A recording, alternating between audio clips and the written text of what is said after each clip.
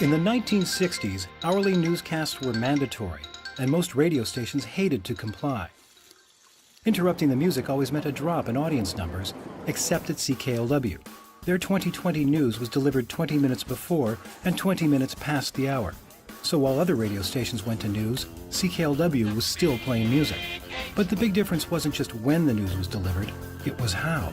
I remember the first time seeing the news director, Dick Smythe, actually do a newscast. Well, boy, the microphone goes on the air, and all of a sudden, it's 20 minutes before 6. This is Dick Smythe, CKLW 2020 News. He couldn't sit still, and he always had his hand behind his ear, reading the news, saliva spitting all over the glass that separated us. His right temple had a blood vessel in it, and when he'd read the news, that blood vessel would pulse because he had such tension in that newscast. Because if I say go and you move your hand like that, you just added that much to the emphasis. And I used to really throw myself in a newscast, moving all over the darn place, and yes, and Detroit, and here's the weather, and bang, bang, bang. CKLW weather just ahead of much more music and Pat Holiday.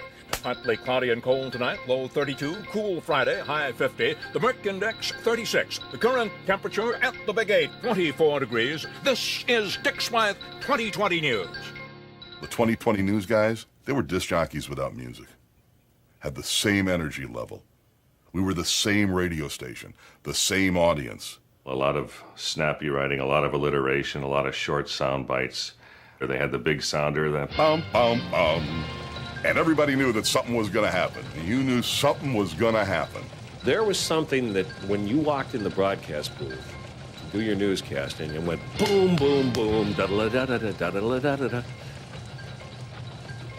You just felt this adrenaline rush, and then you had teletype, a phony teletype underneath you the whole time, and it was like driving you. I flew with the Thunderbirds once, and they give you a little training on when you go through the G-forces, you have to breathe like this and tense up, and that helps you to not black out. Well, that's what we would do doing the news. I mean, you could actually work a sweat up in there. Just ahead of much more music and Frank Brody, this is Randall Carlisle, 2020 News. The first time I went on the air, I threw up 3 times before I went in the booth to do my newscast, because it just seemed so big, and it was huge. We had 24 people in the news department. Nobody had that kind of a staff. We had bureaus in Detroit at the city-county building. We had a bureau down at City Hall in Windsor. We had reporters out all over the place. That doesn't happen in radio anymore. The 2020 News had a presence in the community that was grand in scale, and a style that soon became internationally notorious. When Dick Smythe left CKLW in 1968 to work in Toronto, he handed over the news director reins to a 19-year-old protege from Alberta named Gary Mack. Mack changed his name to Byron McGregor. Then he changed the sound of the Big 8 News. The news department takes on the personality of the news director, and Byron McGregor was a character. He was sort of a god to us all.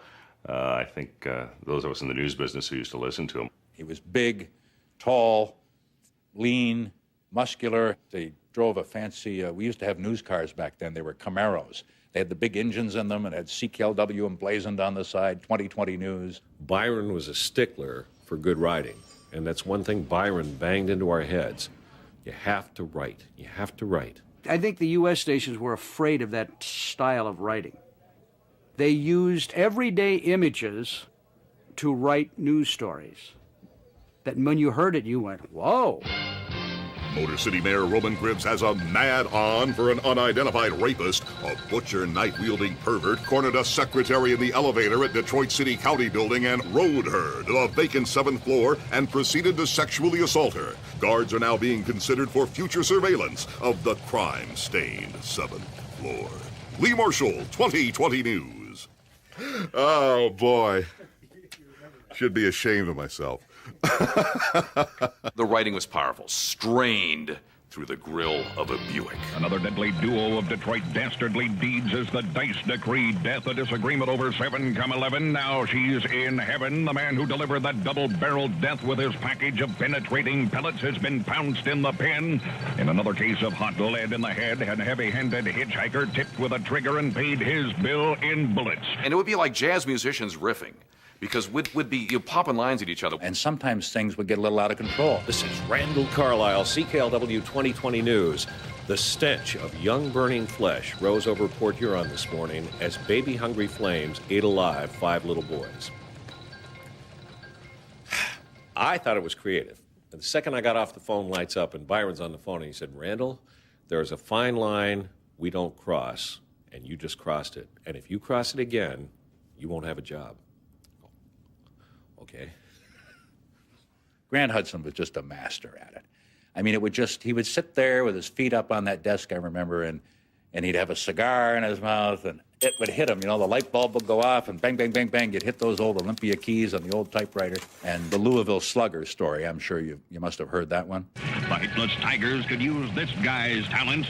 Mount Clemens police have a 36-year-old man in custody. Seems he got home about 5 o'clock this morning from an all-night spree. That ticked off the little lady who unleashed a verbal barrage at the man. That apparently the last straw for him. He picked up his genuine Willie Mays Powerized Lightning Strike Louisville Slugger baseball bat. Proceeded to hit 1,000 on the woman's head. She's dead. He then turned on the children. They're in serious condition. There were some good journalists there, and we were still telling the stories and telling the important stories of the day, sometimes just a little more dramatically than maybe they had to be told. But it was working. When you see it happen, the Big 8 wants to know about it on the hotline. Dial 254-CKLW in Windsor and 961-NEWS in Detroit. We relied on the greed factor. We had a weekly cash award, and I don't recall that we ever said how much it was. I think it was $10. And $1,000 for the news tip of the year. That $1,000 a year was one of the most cost-effective ways to run a newsroom. You had 1 million people out there, looking for things that they could call in and tell you about. We get some pretty dramatic eyewitness accounts of different things that had happened, and as soon as I pick up the phone, you'd roll the tape, and because normally the first thing out of their mouth was the best version of the story. Eyewitness James Mays was there. He called the law, then called the Big 8 to say it was enough to make you sick. They just moved the steel truck off of part of the body, and they were using shovels to put part of the smashed parts in plastic bags. And they put what was left of him on a stretcher, and he's squashed beyond recognition. You can't tell it's a little boy even hardly. And you could always tell when the economy wasn't so good around here. Our news tip lines would ring off the hook. People would call CKLW before they would call the police. The cops would call CKLW from the crime scene. I know that for a fact. There are guys who admitted it to me. One of the years I was here, Detroit set a record number of homicides, 800, and we called it the Motor City Murder Meter. And the Motor City Murder Meter just clicked 2 notches last night. You heard this first on the Big 8. Accommodations are getting tighter at the Wayne County morgue as officials stare at 16 new feet peeking out from those rubber blankets. 8 murders since midnight, 3 of them happening a short time ago in an attempted quadruple blow-up. It was heartbreaking. Today, the homicide rate in Detroit's probably 1/3 of what it was then. This is 2020 News, and one of the reasons you tuned in is because we're not going to pull any punches with you. When you take all the smooth edges off of it and just give people the truth, and I mean the raw, bare-bones truth, it comes at you pretty hard. Everybody in Detroit embraced that. That was our identity, which, if you listen to Motown music, it always tells a story, and if you really listen to it, it doesn't always have a happy ending. There's no reason that a good top 40 radio news department couldn't also be responsible. I think a lot of stuff went off the track. This is after I'd left Windsor and gone to Toronto. I think they got off the track and really gave radio news bad name, I think. I would go to radio TV news director conventions around the U.S. and Canada, and they would give, some guy from CBS News would get up and give a seminar on news writing.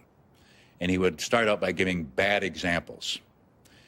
And I'd be sitting there and I'd have to cover my name tag up because he'd show our copy from CKLW and show some of the outrageous things, looking back now, that we did. We were accused at that time of being borderline yellow journalists. I never looked at it that way because I thought it was just something that fit in with the format, and it was something that Detroit needed at the time. But there were some very good journalists there. We were just having fun for a couple years. And, these so-called capital J journalists, we didn't give a damn what they thought because we had the rock and roll sound. We were 2020 News.